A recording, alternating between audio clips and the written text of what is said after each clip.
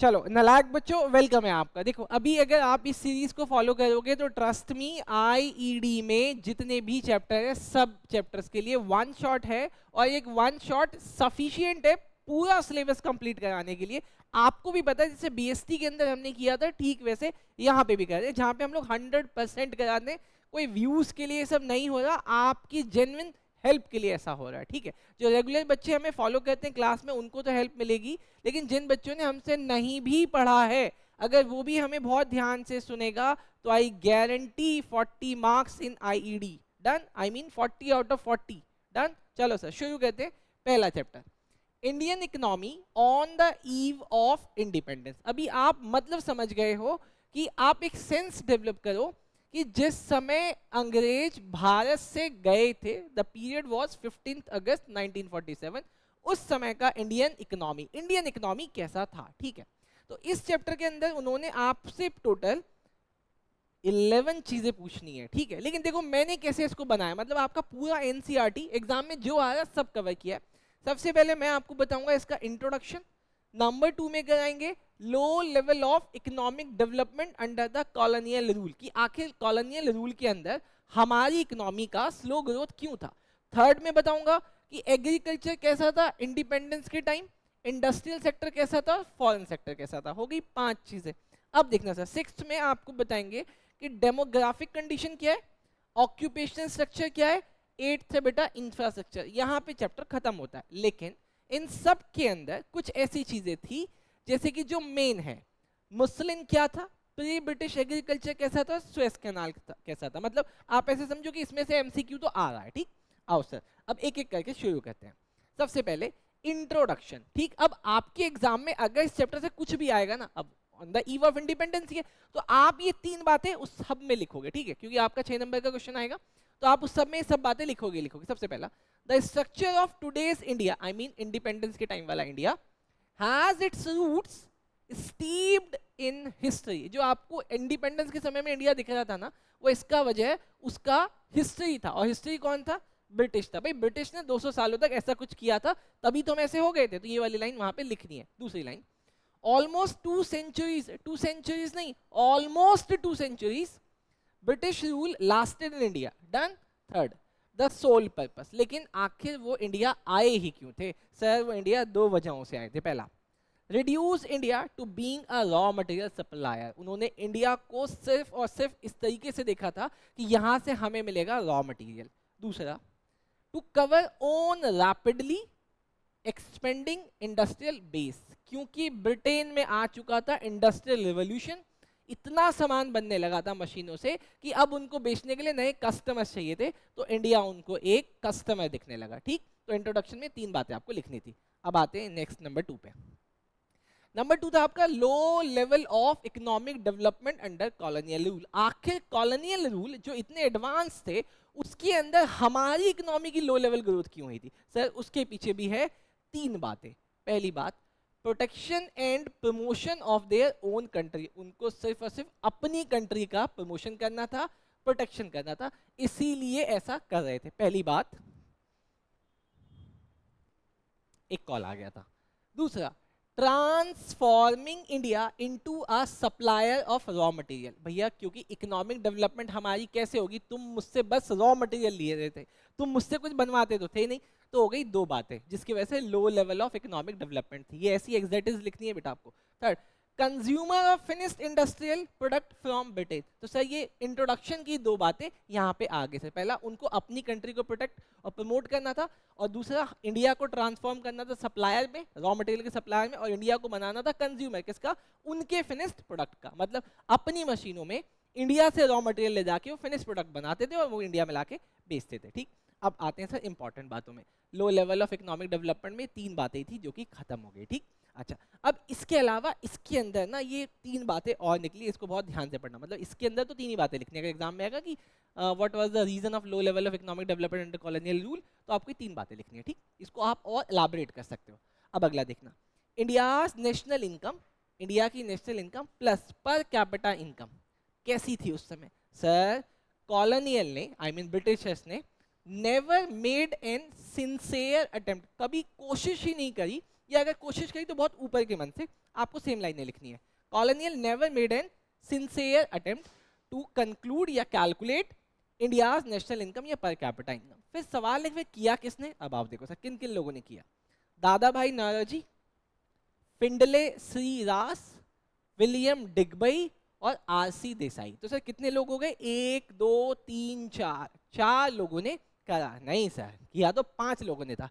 वो 5वें आदमी का नाम था VKRV राव। तो टोटल 5 लोगों ने इंडिया के नेशनल इनकम को और पर कैपिटा इनकम को कैलकुलेट करने की कोशिश करी और बहुत अच्छा किया। और सबसे सिग्निफिकेंट माना जाता है VKRV राव का। तो आपके MCQ में आएगा और NCERT में भी MCQ है कि किनका सिग्निफिकेंट माना गया, तो आप लिखोगे VKRV राव का। ठीक, अच्छा अब इसके अलावा उस समय के इंडिया का, ध्यान से, ग्रोथ रेट की मतलब इंडिया की जीडीपी कैसे बढ़ रही थी। मतलब जीडीपी का मतलब क्या होता है, पूरे इंडिया की इनकम। ठीक, वो पूरे इंडिया की इनकम हर साल कैसे बढ़ती थी।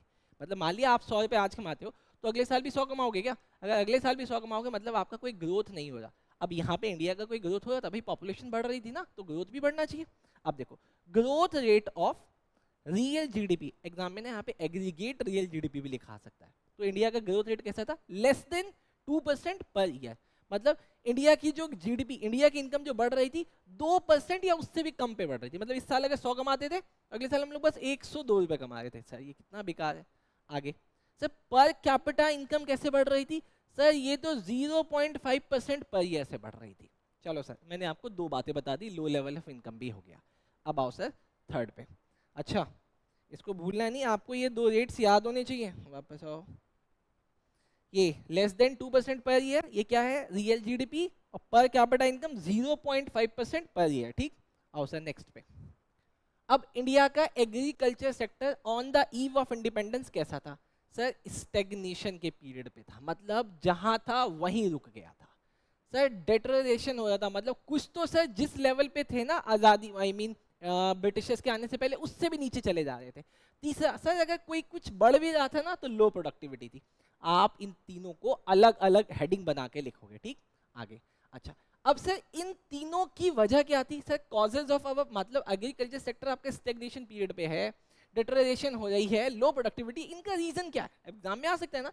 तो आपको इसके रीजन में लिखनी है 5 बातें, 1 2 3 4 5। अब पहली बात, various system of land settlement. क्योंकि इंडिया में ब्रिटिशर्स ने बहुत सारे लैंड सेटलमेंट स्कीम लगाई हुई थी। सर क्या था ये लैंड सेटलमेंट, देखो सर लैंड सेटलमेंट में आपको पहली बात लिखनी है जमींदारी सिस्टम इंडिया में था। अब जमींदारी सिस्टम को आप एग्जाम में एक्सप्लेन कैसे करोगे, तो अगले 1 मिनट आंख बंद करके मुझे बहुत ध्यान से सुनना। सर जमींदारी सिस्टम क्या होता था कि एक एरिया के जितने भी कल्टीवेटर होते थे, मतलब वो जो खेती करते थे, मतलब टिनेंट लोग होते थे, मतलब जमीन किसी और की, जमींदार की जमीन होती थी और कल्टीवेटर उस पर कल्टीवेट करता था, मतलब किसानी करता था। लेकिन जो प्रॉफिट्स होता था उसमें वो जमींदार को मिलता था और जमींदार उस प्रॉफिट को कलेक्ट करके उसमें से अपना हिस्सा रखकर वो ब्रिटिशर्स को देता था। ठीक, तो सर ये तो सब कुछ बढ़िया चल रहा है। नहीं सर, अब इसमें क्रिएट हुआ प्रेशर। प्रेशर किसमें क्रिएट हुआ, ब्रिटिशर्स ने जमींदार को बोला कि आपके एरिया के जितने भी कल्टीवेटर हैं उनसे रेवेन्यू कलेक्ट करके आप हमें दोगे और इतना पर्टिकुलर तो आपको देना ही पड़ेगा। अब जमींदार क्या करने लगा, उन पे अत्याचार करने लगा, भैया मुझे इतना कलेक्ट करके दो, क्योंकि अगर तुम नहीं दोगे, आई मीन तुम मुझे दो, मुझे तुमसे कलेक्ट करना, मुझे ब्रिटिशर्स को देना है। इसके बाद ब्रिटिशर्स ने उसमें डाल दिया रेवेन्यू सेटलमेंट एक और, मतलब जमींदार पे कंडीशन डाल दी कि तुमको हर महीने की 10 तारीख तक इतना पैसा ला के देना पड़ेगा। अब बेचारा जमींदार उन पे अत्याचार करता कि भैया मुझे जल्दी दो, क्योंकि अगर मैंने ये रेवेन्यू सेटलमेंट, मतलब वो डेट अगर मैंने मिस कर दी तो उस डेट के बाद मेरी जमीन ब्रिटिशर्स ले लेगा। तो मैं किस पे अत्याचार कर रहा हूँ, कल्टीवेटर पे। मेरे पे कौन कर रहा है, ब्रिटिशर्स। ब्रिटिशर्स तो एक आदमी पे अत्याचार कर रहा है, सिर्फ जमींदार पे। जमींदार इतने सारे किसानों पे, मतलब आपस में ही लड़ा दिया। तो सर पहला various system of land settlement में तो पहली ये प्रॉब्लम आई, जमींदारी सिस्टम और रेवेन्यू सेटलमेंट, मतलब हम पे प्रेशर बनाया गया और हम फंस गए। दूसरी बात, low level of technology, lack of irrigation facility, और तीसरा नेग्लिजिबल यूज ऑफ फर्टिलाइजर्स। मैंने यहाँ पे 3 बातें बोली। पहला क्या, low level of technology, lack of irrigation facility और नेग्लिजिबल यूज ऑफ फर्टिलाइजर्स। ये तीनों बातें एनसीईआरटी में एक साथ लिखी हुई है, इनके नीचे एक ही पैराग्राफ है। These are the main reason of plight of farmer and dismal level of agriculture productivity। कहते हैं सर ये ना 3 मेन वजह थी जिसकी वजह से हमारा किसान प्लाइट कर रहा था, अपनी चीजें छोड़ के जा रहा था, और जिसके वजह से हमारी एग्रीकल्चर की प्रोडक्टिविटी भी बहुत लो थी। क्यों? क्योंकि सर एक तो टेक्नोलॉजी बहुत लो थी, ऊपर से इरिगेशन की फैसिलिटी नहीं है, और फर्टिलाइजर्स तो तुम देते ही नहीं थे। ठीक सर। अच्छा, अब लास्ट बात, lack of resource and incentive. पहली बात तो मेरे पास पैसा भी नहीं है, मशीन भी नहीं है, और दूसरा मुझे तुम कोई सब्सिडीज वगैरह भी नहीं देते हो। तो इसमें क्या लिखा है? Fail in control of. क्या सर? एक तो हम फ्लड कंट्रोल नहीं कर पाए थे, तो मेरा जो रिसोर्स लगाया था एक तो वो भी चला गया। Drainage and desalination of soil. अब सर ड्रेनेज का मतलब पता है कि मिट्टी उड़ जाना, लेकिन सर ये डिसलिनेशन का मतलब क्या होता है? इसका मतलब होता है उस सॉइल का सॉल्ट, उस सॉइल का मिनरल उड़ जाना। अगर फ्लड आता तो वो भी सब चीज़ें चली जाती थी। लास्ट सर, क्योंकि हमारा किसान पुअर था, स्मॉल था, और टेनेंट किराए पे रहता था, तो सर इस वजह से इतनी प्रॉब्लम आई। अब यहाँ पे एक और चीज़ देखो सर, एग्रीकल्चर सेक्टर में एक चीज़ और देख लो, कमर्शलाइजेशन ऑफ एग्रीकल्चर। इसका मतलब क्या था सर? कमर्शलाइजेशन का मतलब होता है हमने क्या किया, अपने किसानों को बोला, आई मीन ब्रिटिशर्स ने किसानों को बोला कि तुम प्रेशराइज किया, उस पर बहुत दबाव डाला कि तुम वीट, राइस, पल्सेस, मेज ये सब मत ग्रो करो, तुम ऐसी चीजें ग्रो करो जो हमारे ब्रिटेन को जरूरत है। भाई वो कौन सी चीजें थी सर? वो था cotton, jute, sugar cane, tea, coffee, तंबाकू, ये सब ग्रो करा रहे हैं। भाई इनके वजह से पता है क्या हुआ? बहुत सारे स्टेट में खाने की कमी पड़ गई, मतलब वीट नहीं है, राइस नहीं है, और वहां का किसान तंबाकू और कॉफी बना रहा है। सर ऐसा किस लिए कर रहे थे? ये इनकी ईल्ड हाइयर थी, पैसा ज्यादा मिलता था, तो इसका मतलब इससे किसानों की हालत अच्छी हो जानी चाहिए, सब फिर भी नहीं हुई। But hardly help farmer. इस कमर्शलाइजेशन ने भी किसानों को कोई खास मदद नहीं करी। तो सर यहाँ पे आपका खत्म हुआ एग्रीकल्चर सेक्टर। अब अगला देखना, 5th में इंडस्ट्रियल सेक्टर। तो सर हमारा अच्छा था? नहीं सर, इंडस्ट्रियल सेक्टर क्या कर गया था देखना, collapse of India's world famous handicraft industries. कब? During the British rule. क्योंकि ब्रिटिशर्स को हैंडीक्राफ्ट से कुछ लेना देना नहीं था, उनको बस अपने पैसे बनाने थे। तो उन्होंने इंडिया का जो एक बहुत बड़ा पॉपुलेशन जो इस हैंडीक्राफ्ट का एक्सपर्ट था, उससे उसका वो काम ही छीन लिया, उससे उसका काम छीन लिया। अरे हैंडीक्राफ्ट का मतलब हम हाथों से स्वेटर वगैरह सिलने के वाले काम को भी हमने हैंडीक्राफ्ट बोला, ठीक। अब क्योंकि वहां से मशीन से कपड़े बन के आने लगे और बहुत कम दाम में आने लगे, तो इंडिया का हाथ से बुना हुआ स्वेटर अब नहीं बिकता था। तो इसका मतलब इंडिया का जो ये हैंडीक्राफ्ट इंडस्ट्री थी ये एकदम से कोलैप्स कर गई, पहली बात। दूसरा, primary motive to systematically de establishing India in two fold. अब ये बहुत ध्यान से सुनना, इस पर ना आपका एक्सप्लेन का क्वेश्चन आता है कि आप इस लाइन को एक्सप्लेन करो। अब ब्रिटिशर्स का प्राइमरी मोटिव था कि हम सिस्टमेटिक तरीके से इंडिया की इंडस्ट्री को डी इस्टेब्लिश कर दे, लेकिन उसको 2 फोल्ड में करे। पहला फोल्ड क्या था sir? Get raw material at cheap rate, India से ही रॉ मटेरियल ले जाएं और बहुत सस्ती कीमतों में। दूसरा, sell finished product at higher rate. अब देखो इंडिया का जो हैंडीक्राफ्ट से स्वेटर बना हुआ था ना, वो अगर 100 रुपए का बिकता था, I am just taking an example, तो उनके यहाँ से जो चीज आती थी यूजुअली उसका कॉस्ट 10 रुपए ही करता था उनको। वो 15 में बेच सकते थे, लेकिन वो 20 या 30 रुपए में बेचते थे, बहुत हाइयर कीमतों पे बेचते थे, बट कंपैरेटिवली स्टिल वो भी हैंडीक्राफ्ट से सस्ता था, ठीक। तो 2 फोल्ड में उन्होंने इंडिया की इंडस्ट्री को डी एस्टेब्लिश किया। अगला, modern industry began during second half of 19th century. लेकिन ऐसा नहीं कि इंडिया में इंडस्ट्री नहीं बनी, टाटा जैसी इंडस्ट्री उसी समय बनी थी, बट प्रोग्रेस स्लो, इनका प्रोग्रेस बहुत स्लो था। सर सबसे पहले क्या बना देखो, कॉटन बना एमजी में। सर एमजी का मतलब, एमजी का मतलब, एमजी का मतलब, एमजी का मतलब, एमजी का मतलब है महाराष्ट्र एंड गुजरात। आप इसको कहीं नोट करोगे, एग्जाम में आएगा बेटा, ठीक है। तो मॉडर्न इंडस्ट्री धीरे धीरे, I mean second half of century, India 19th century में बननी तो शुरू हुई, लेकिन प्रोग्रेस उनकी स्लो थी। जैसे कॉटन महाराष्ट्र गुजरात में बना, जूट बंगाल में बना। उसके बाद आया सर टिस्को, टाटा की है ना टिस्को, टाटा, इसकी फुल फॉर्म टाटा इंडस्ट्रियल, एक minute, Tata iron and steel company 1907 में बनी। इसके अलावा शुगर, सीमेंट, पेपर और क्या नाम है, सेकेंड वर्ल्ड वॉर के बाद, यहाँ पे लिखा है WW वर्ल्ड वॉर, तो शुगर, सीमेंट, पेपर और ये क्या नाम है, सेकेंड वर्ल्ड वॉर के बाद ये सारी इंडस्ट्री बनना शुरू हुई, लेकिन इन सब का प्रोग्रेस बहुत स्लो था, ठीक। अच्छा, अब अगला, ब्रिटिश कॉलोनियल एंड एडमिनिस्ट्रेशन कैसा था? सर सबसे पहला, lack of capital good industry. Britishers कभी ऐसा नहीं चाहते थे कि इंडिया में कैपिटल गुड्स की इंडस्ट्री लगने दे या इवन कैपिटल गुड्स को भी ठीक से आने दे, वो चाहते ही नहीं थे। बट धीरे धीरे धीरे चीजें काम कर रही थी आगे। लो ग्रोथ रेट सर, ब्रिटिशर्स के कॉलोनियल का एडमिनिस्ट्रेशन इतना बेकार था कि वो यहाँ के ग्रोथ रेट को पता नहीं वो बढ़ने नहीं दे रहे थे या बढ़ नहीं रहा था, लेकिन क्योंकि एडमिनिस्ट्रेशन ब्रिटिशर्स का था तो हम तो उन्हीं पे उंगली उठाएंगे कि हमारे यहाँ का जो लो ग्रोथ रेट था वो तुम्हारी वजह से था। और तीसरा, लिमिटेड एरिया ऑफ ऑपरेशन, मतलब limited area of operation.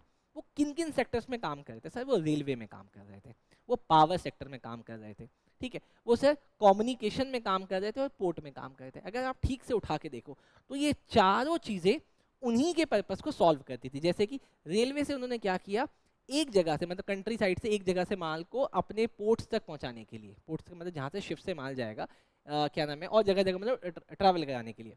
Power, जिससे वो अपनी मशीनें चला पाए। तीसरा था कम्युनिकेशन, अगर यहाँ से इंफॉर्मेशन अपनी जगह पे भेजनी है उसके लिए। और पोर्ट्स तो आपको पता है कि इंडिया से सामान अपने ब्रिटेन में जाने के लिए, ब्रिटेन से इंडिया में आने के लिए, तो उन्होंने अपने लिए काम किया। ये था ब्रिटिश कॉलोनियल का एडमिनिस्ट्रेशन। क्या लिमिटेड एरिया में काम कर रहे थे, रेलवे, पोर्ट्स, कम्युनिकेशन और पावर में। और सर कैपिटल गुड इंडस्ट्री को बढ़ने नहीं दे रहे थे और ग्रोथ रेट बहुत स्लो था। बोलो इतना समझ में आया? अगर इतना समझ में आया तो थोड़ा सा आगे चलो, ध्यान रखना। कॉटन सर, एमजी बोले तो महाराष्ट्र एंड गुजरात। आगे अच्छा, अब देखो सर फॉरेन ट्रेड देखना सर, ये भी देखता सर। फॉरेन ट्रेड का मतलब इंडिया किन किन के साथ ट्रेड करता था।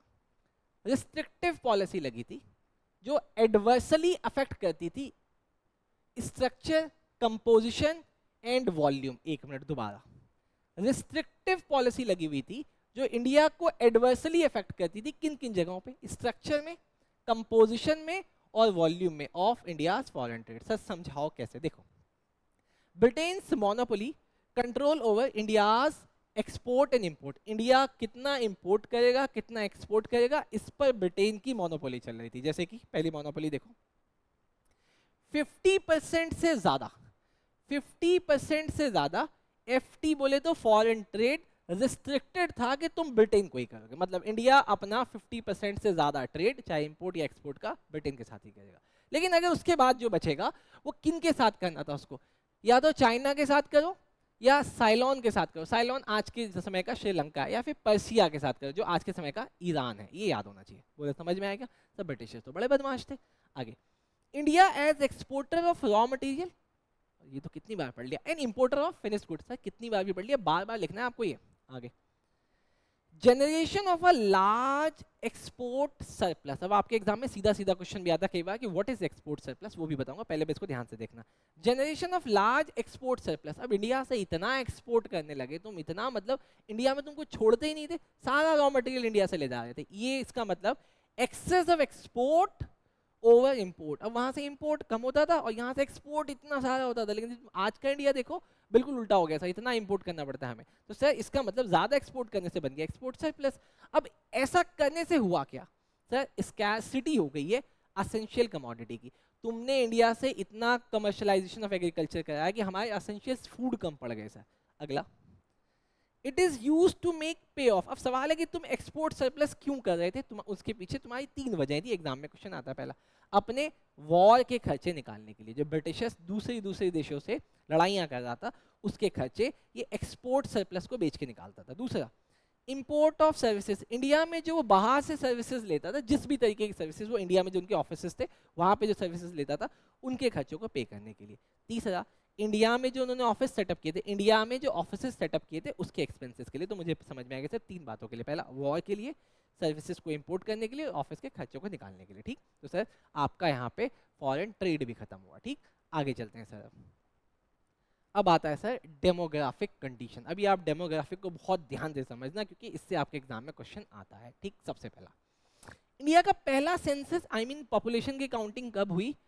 1881 में हुई। जहां पे मैं लिख रहा हूँ पॉपुलेशन ऑफ इंडिया, नहीं ब्रिटिश इंडिया, ब्रिटिश इंडिया का पॉपुलेशन काउंटिंग कब हुई? 1881 में हुई। उसको बोला फर्स्ट सेंसस।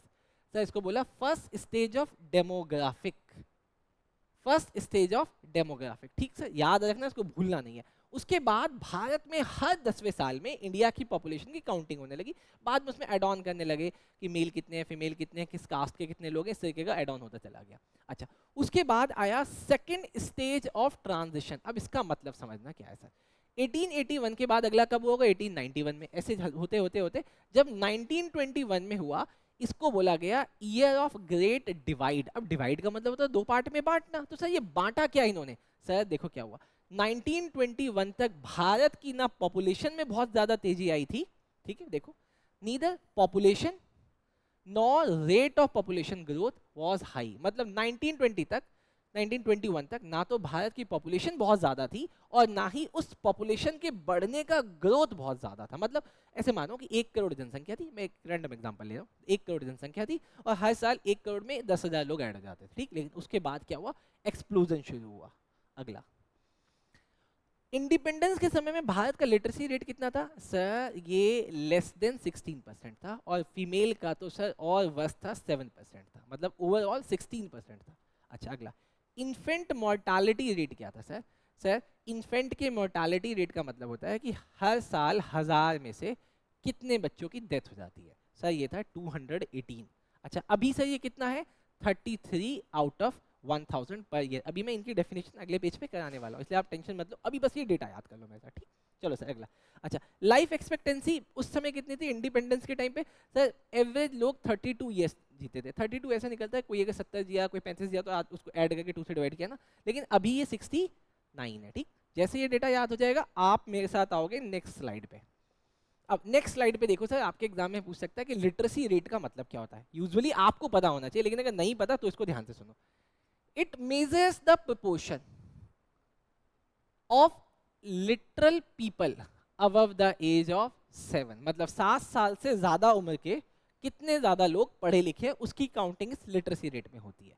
लेकिन सर मॉर्टालिटी रेट क्या होता है, नंबर ऑफ डेथ पर 1000 पीपल इन अ ईयर। मतलब हर साल 1000 में से कितने लोग मर जाते हैं, उसको हम लोग बोलते हैं मॉर्टालिटी रेट। लेकिन सर इन्फेंट मॉर्टालिटी रेट क्या होता है, तो सर इसका मतलब बच्चे कितने मर जाते हैं। लेकिन बच्चों के लिए ना हम लोग 1 ईयर तक देखते हैं। देखो, number of death of infant before reaching 1। मतलब एक तो बॉर्न होते ही या फिर 1 साल के अंदर अगर डेथ हो जाती है तो उसको बोला जाता है इन्फेंट मॉर्टालिटी रेट। अगला, लाइफ एक्सपेक्टेंसी का मतलब क्या होता है, इसको ध्यान से देखना, बच्चे इसको एग्जाम में गलत लिख देते हैं। Number of year on average an individual is expected to live। Done, मैंने इसको 4 पार्ट में डिवाइड किया। Number of year on average an individual is expected to live. Next sir, morbidity, इस बार एग्जाम में आने वाला है। मॉर्बिडिटी रेट क्या होता है, प्रोपेंसिटी टू फॉल इल। मतलब कितने % चांस है कि आप बीमार पड़ोगे, इसका मतलब आपकी मॉर्बिडिटी अच्छी होनी चाहिए, बीमार नहीं होने चाहिए आप। अच्छा सर, उसके बाद देखते हैं ऑक्यूपेशनल स्ट्रक्चर क्या है सर। सबसे पहले भारत ना प्रीडोमिनेंस करता था एग्रीकल्चर में इंडिपेंडेंस के टाइम। कैसे, देखो सर, 70 से लेके 75% एग्रीकल्चर में इन्वॉल्व थे, 10% मैन्युफैक्चरिंग में इन्वॉल्व थे और 15 से 20% सर्विस में इन्वॉल्व थे। बोलो बात समझ में आ गई, हाँ जी सर। अच्छा, ग्रोइंग रीजनल वेरिएशन। लेकिन सर धीरे धीरे धीरे हमारा जो कंट्री था वो कुछ पार्ट्स में बंटता चला जा रहा था, कुछ पार्ट्स अच्छे होते चले जा रहे थे, कुछ पार्ट्स बेकार होते चले जा रहे थे। जैसे कि मैं यहाँ पे लिख रहा हूँ पार्ट ऑफ मद्रास प्रेसिडेंसी। उस समय मद्रास होता था जो आज का तमिलनाडु, आंध्र प्रदेश, केरला और कर्नाटका। बहुत ध्यान से दोबारा सुनो मैंने क्या बोला। उस समय का मद्रास प्रेसिडेंसी होता था जो आज का तमिलनाडु, आंध्र, केरला और कर्नाटका। अब यहाँ पे सुनो, part of Madras presidency Bombay और बंगाल। मतलब एमबीबी ये डिक्लाइन कर रहा था डिपेंडेंस में एग्रीकल्चर के। मतलब ये लोग, ये स्टेट अच्छा काम करने लगा था, यहाँ के लोग अब एग्रीकल्चर से शिफ्ट हो रहे थे। तो कहाँ जा रहे होंगे, तो या तो मैन्युफैक्चरिंग कर रहे होंगे या सर्विस, और ये दोनों ग्रोइंग है, उसमें इनकम भी ज्यादा होती है। तो इसका मतलब मैं इन तीनों स्टेट्स को मानूं अच्छा है, ठीक। लेकिन सर उड़ीसा, राजस्थान और पंजाब, सर यहाँ पे डिपेंडेंस बढ़ती चली जा रही थी। मतलब अगर यहाँ पे पहले 100 में से 70 लोग इन्वॉल्व थे एग्रीकल्चर में, तो अब 80 लोग हो गए। और सर एग्रीकल्चर में ज़्यादा लोगों का इन्वॉल्व होना ठीक बात नहीं है, ठीक है। चलो सर आगे देखते हैं। Next sir, infrastructure important exam के लिए। अच्छा, सबसे पहले कंस्ट्रक्शन ऑफ रोड। अब सवाल है कि ब्रिटिशर्स ने रोड के लिए किया, तो ये तो सर हमारे लिए अच्छा है, लेकिन इसके कौन सुनो क्या sir. Primarily serve the purpose of, इसने किसका पर्पस सर्व किया? रोड इसलिए बने ताकि हम आर्मी को मोबिलाइज कर पाए। आपको पता है ना कि 1947 से हमारे देश में 1857 भी हुआ था, जहाँ पे मंगल पांडे वगैरह, मतलब जो और भी फ्रीडम फाइटर्स थे पुराने वाले, वो लोग लड़े थे। लेकिन उस समय वो जंग हम लोग हार गए थे, बट जीत सकते थे। लेकिन ब्रिटिशर्स दोबारा चांस नहीं लेना चाहते कि दोबारा ऐसा कुछ हो, इसीलिए उन्होंने रोड्स बनाए कि कल को अगर ऐसा कुछ होगा तो हमारी आर्मी एक जगह से दूसरी जगह बहुत स्पीड में पहुंच जाए। तो पहला रोड बनाने का पर्पस था मोबिलाइजिंग आर्मी।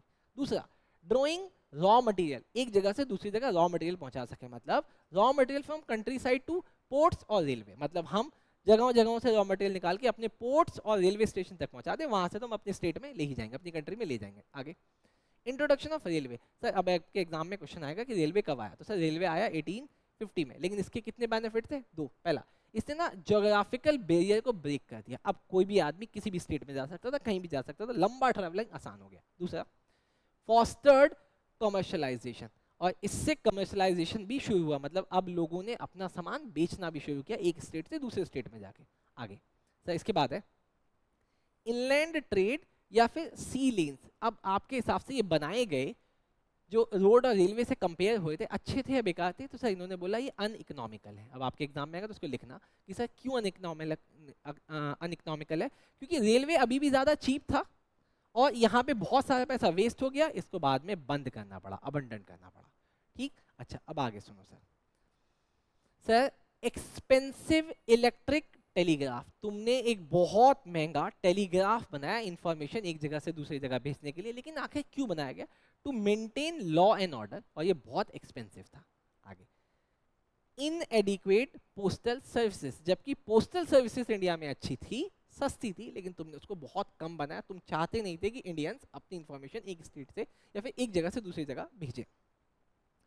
अब देखो नेक्स्ट, अब मैंने वहाँ पे 3 बातें लिखी हुई थी, अगर आपको याद होगा, अगर आपको ये स्लाइड यहाँ पे दिख रहा होगा, तो मैंने यहाँ पे शुरू पे ही लिखा था कि 9, 10, 11 मसलिन, प्री ब्रिटिश एग्रीकल्चर और स्वेस कैनाल। अब ये देखो, ये एग्जाम के लिए इंपॉर्टेंट है।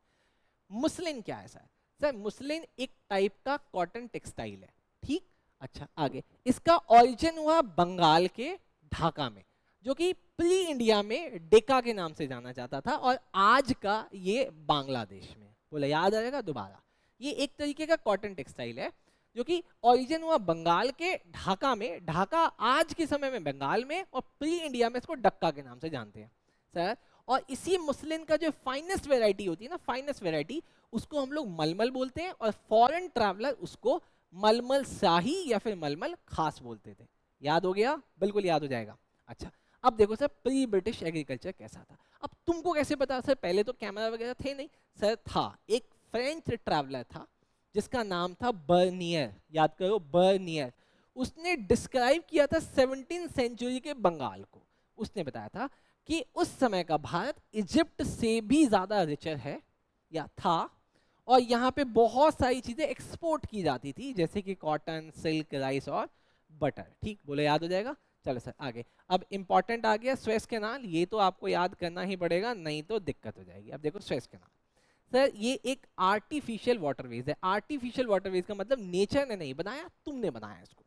अच्छा अब ये इसको ध्यान से पढ़ना, ये याद कराना मुझे आपको। Running from north to south, running from north to south across the isthmus, दोबारा, running from north to south across the isthmus of Suez in north and eastern Egypt। याद हो गया? यहां पे क्या लिखा था? North to south across isthmus of Suez in north to eastern Egypt। आगे, it connects Mediterranean Sea with Gulf of Suez। अगला सर, ये डायरेक्ट रूट था शिप के लिए, बहुत सस्ती कीमतों पे था, और इसने ट्रांसपोर्टेशन की कॉस्ट को कम किया था। लेकिन सर ये कब खुला था? 1869 में। बोलो सर, याद हो गया? हाँ जी सर, याद हो गया। और यहाँ पे मैंने आपका फर्स्ट चैप्टर कंप्लीट करा दिया। अगर सीरीज अच्छी लगी हो तो आप इसको लाइक करो, शेयर करो, सब्सक्राइब करो। आपके लाइक और सब्सक्राइब से हमें सपोर्ट मिलता है। अपने एटलीस्ट 5 दोस्तों को जरूर भेजना अगर आपको ऐसा लग रहा है कि प्रसन्नजीत सर अच्छी मेहनत कर रहे हैं तो। ठीक, चलो सर बाय। और इस PDF को लेने के लिए आपको बस मुझे व्हाट्सएप करना है। आप नीचे हाई वगैरह लिखोगे तो मैं आपको अपना नंबर दे दूंगा, और उसमें आप भेजोगे तो मैं आपको व्हाट्सएप पे आपको ये PDF भेज दूंगा। ठीक, चलो सर, थैंक यू, बाय।